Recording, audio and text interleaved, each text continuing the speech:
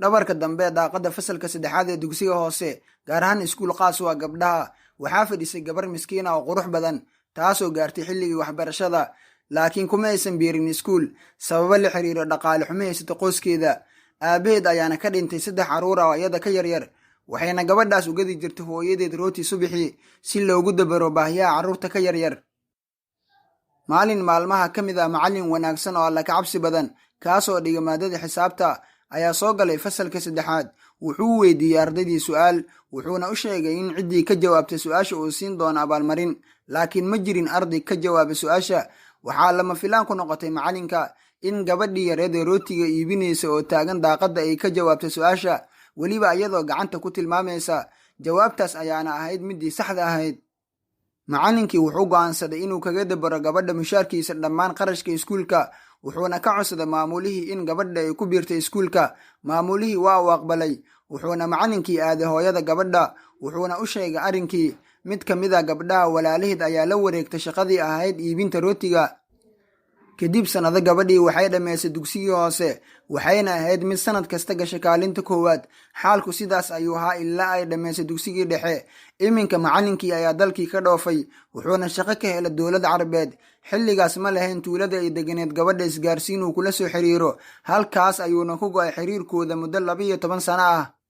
intaas kadib macallinkii wuxuu ku soo laabtay dalkii hal maalin markuu joogo wuxuu ka tegay caasimadda wuxuuna u jihaystay tuuladii ay deganeed gabadha dadkii ayuu weydiiyey gabadhii iyo qoyskeeda waxaana loo sheegay in qoyskaasi ay u guureen caasimadda sannado ka hor wax war ahna aysan ka hayn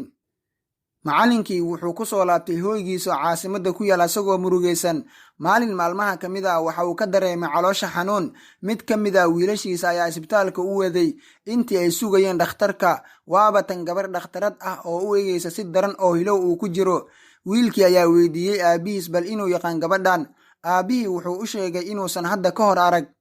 kadib markii ay hubsatay dhakhtaradii odayga waxay u soo degdegtay dhankiisa waa ay dhunkatay iyadoo oynaysa weliba cod ay la yaabeen dhammaan dadkii ku sugnaa goobta dadkii oo dhan waxay isdheheen waa dhakhtaradda aabaheed macallinkii wuu yaabay dhakhtaradii ayaa tiri waxaan ahay gabadhii aad sababta u noqotay inay gasho iskuulka waxaad igu bixisay hantidaada si aan u gaaro heerkan alle fadligiis kadib sidaad iila jecleed inaan waxbarto iyo mowqifkii bini'aadanimo ee wanaagsanaa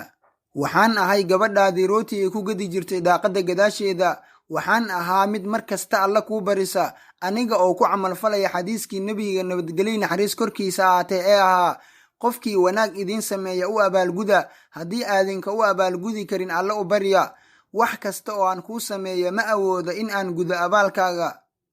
waa uu ooyey macallinkii wuuna rumaysan waayey waxa uu maqlayo farxad awgeed wuxuu ka bogsaday xanuunkii